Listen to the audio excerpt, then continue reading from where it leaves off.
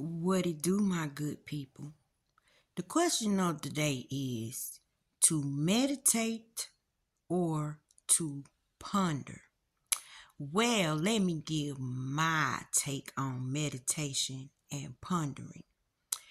The Bible says, meditate on my word day and night.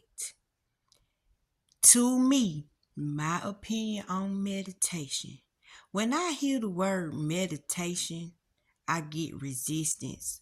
I stall. I get stuck. It feels like something that I need to do, something that I need to learn how to do. And from the definitions of meditation from all of the spiritual people that I've seen, they say you do something. You're quieting your mind, meaning you're trying to stop yourself from thinking. You're quieting your mind so I guess you can hear your thoughts. Well, to me, that's not good because the law of nature says you are a thinker, you are a creator, God. Your mind is to never stop going. I think if you stop thinking, you'll stop functioning properly. I think thinking is something that the world cannot stop doing. Consciousness is something that will not stop and will not go away. Now, when I look at meditate on my word day and night, that means like pray without ceasing. That means you can't stop. That means it don't shut off. That means there is no quitting. There is no quiet time, right?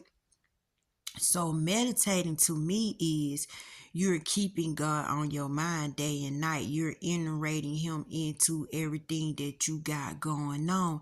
If you a person like me, you call on God all day long. You say, Lord have mercy.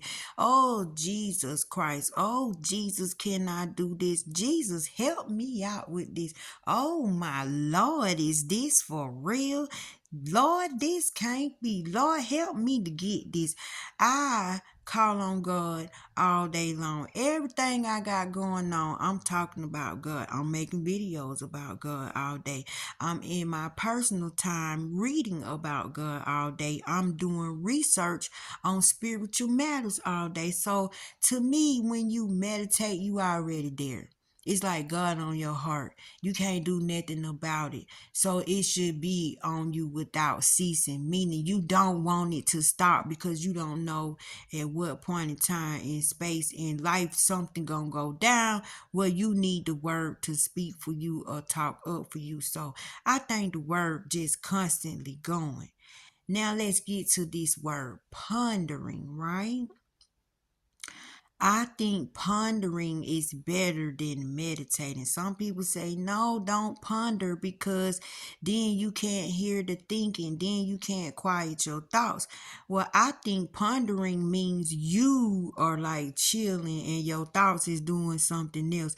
You on one side of the street and your thoughts on the other side of the street. And you walking across the street and your thoughts is sitting up there having a conversation and you can actually hear your thoughts. So you walking by or say you sitting at a bench at the park and your thoughts is standing over there by a tree having a conversation. Well, you just sitting there listening. It don't have nothing to do with you. You get out of it because this way you can see faith speaking for you. And you can see unbelief trying to speak for you. You can see where you strong at and you can see where you weak at. You can see how often you think negative and how often you think positive. You can see how you respond to your own thinking. See, if you meditate and you quiet everything, who talking? Who's there to help you out? If you quiet your mind, what are you waiting on? You've controlled the thinking. You told the thinking to stop. But you don't want the thinking to stop because you need to know what your thinking is up to. If your thinking get quiet, it ought to bother you. If there ain't nothing going on in your mind, that means something working against you, something up to something. If you can't hear your thoughts, if you need for your thoughts to shut up, How in the world you gonna function? How in the world you gonna get through here? I think they flip these words. They mess with the meaning of these words, but it said meditate on my word day and night. Meaning ain't no quieting because it God word can come at any time. They say it come like a thief in the night. That's why you need to be at home. You need to be present. Now, if you meditate and you command quietness up there, and it's like, who you trying to stop from talking? If you meditate, I think you trying to stop yourself from iterating on the thoughts. I think that's what I would think meditating is. And keep that up. How is it working out for you trying to stop yourself from thinking when you don't feel like thinking? Seem like the thinking crank up worse because you go to focusing on not thinking. And whatever you focus on, it magnifies, right? Called law of attraction. So if you ponder, you don't owe nobody nothing. You ain't up to nothing. You eavesdropping, right?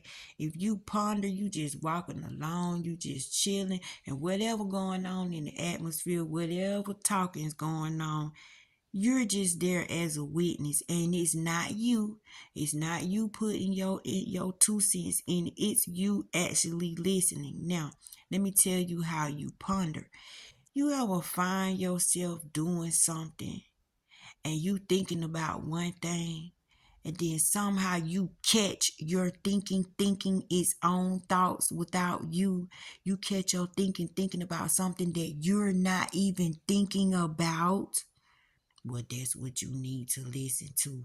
You need to be quiet and then start listening to what they listen to if you ever walk up on it. You know what I'm saying? Or you just play it off. Because I think once you notice it, it stops. So just keep on doing what you're doing, but like keep in the back of your mind, you listening to your thoughts, have conversations with each other. If you think stuff don't be going on inside of you, you better wake the heck up. So, do you want to meditate to the meditation that the world called meditation, the definition that we was given on meditation, like shutting up the thoughts, making the thoughts be quiet? Or would you rather ponder so you can know what's up? You need to hear the chatter. You need to know what your thoughts are talking about and what they up to. You need to see what thought done entered the party and what thought is infiltrating the whole masses. What thought is throwing stuff out of alignment. But if you shut everything up, then you just get what?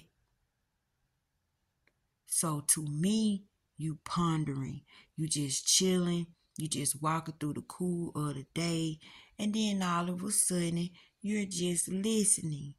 But if you meditate, you got to do something. And notice when you meditate and you try to quiet your mind, try to stop your thoughts.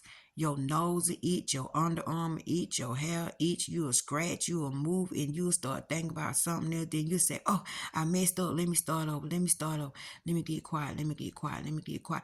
Do you know that creates resistance? That creates anxiety. That creates panic. And you're not doing it. It defeats the whole purpose. You're going to get more thoughts like that flooding in. So, to me, meditating on the word is praying without ceasing. It's keeping God on your mind all day long. Always just acknowledging God in all your ways and all you do. And that's exactly what the Bible tells us to do, right? Pondering. Pondering is where the magic happens. Pondering is where you can hear that thought and you know you didn't have nothing to do with it. So, do you think meditating is better or do you think pondering is better? Tell me what you think meditating and pondering is. Because to me, I think they flip things, they iterate things, they mess up things like the rainbow. The rainbow is supposed to be a symbol that God will never flood the earth again. But then now the rainbow represents something else, right? Got me to the point where I'm running from shirts and clothes with rainbows on because I feel like I'm going to be representing the wrong thing. They done took it and inverted. So y'all be careful about words because words cast spells. They spelled the same, sound the same, but they ain't alike.